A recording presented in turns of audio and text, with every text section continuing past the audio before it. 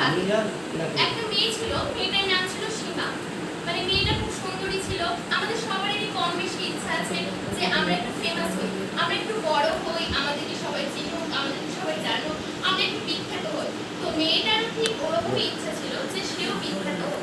আর বিখ্যাত হওয়ার জন্য আমাদের কাছে যেটা সবচেয়ে সুলভ উপায় সেটা হচ্ছে TV, mobile phone, YouTube, Facebook ইত্যাদি।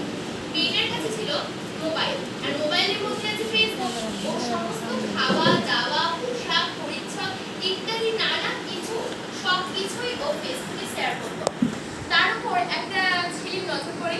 ছেলেটা বেশ বদমাস ছিল, অসভ্য ছিল বেশ। তো ও মেয়েটাকে অনেক খারাপ খারাপ মেসেজ করতো মোবাইলে। তো মেয়েটা তখন পাত্তা দেয়নি। এবার নতুন বছর শুরু হতে চলেছে, তখন মেয়েটা দেখছে নতুন বছরটা হয়তো দীঘা সমুদ্রে ঘুরে আসে। তখন ওর যাওয়ার প্ল্যানটা ফেসবুকে পোস্ট করে দেয়। ছেলেটা তখন ওকে রিপ্লাই দেয় যে ঠিক আছে, তাহলে আমিও এবার নতুন বছরটা দীঘাতেই হয়তো যাবো। আর এইদিকে আমাদেরকে ফ্ল্যাশব্যাকে একটা সিন দেখানো হয় যেখানে একটা ছেলে ছিল, মানে ও একটা স্কুলের প্রফেসর, মানে একটা কলেজের স্টকের মানে প্রফেসর। তো ওই স্যারটা অনেকটা ভালো ছিল, উনি সাইবার ক্রাইম সম্পর্কে সমস্ত কিছু তথ্য জানতেন।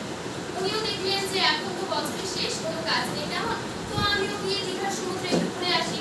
ঠিক সেই মতো কথা মতো ওরা তিনজনেই দীঘার সমুদ্রে একটা ফ্ল্যাটেই আছে। মেয়েটা এবার দীঘার সমুদ্রের বাইরে আসছে, এসে দেখছে যে সমুদ্রের ধারে অনেক কিছু জলের উচ্ছ্বাস, সবাই স্নান করছে, ভালো লাগছে। তো কয়েকটা ছবি তুলে ফেসবুকে পোস্ট করছে। তখন মেয়েটা দেখছে তো এদিকে অনেকটা ভিড়, তো আমি একটু ছবির দিকে গিয়ে ছবিটা তুলি। ও যেমনই গেছে ছবির দিকে ছবিটা তুলতে, ওই যে বদমাস ছেলেটা ছিল ওকে ফলো করছিল। হাত থেকে ও তখন ক্লোরোফর্ম বার করছে।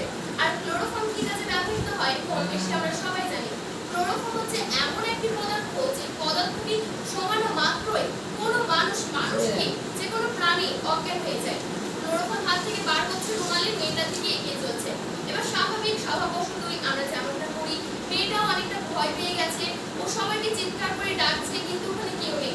তখন ওই যে কলেজের প্রফেসরটা ছিল, উনি তাড়াতাড়ি গিয়ে ওই বদমাস ছেলেটাকে মেরে মেয়েটাকে উদ্ধার করে এবং তাকে বিভিন্ন সাজেশন দেয়। যেমন বলে যে আমাদের ফেসবুকে সবসময় নিজেদের ছবিগুলো পোস্ট করা উচিত নয়, হয়তো কিছু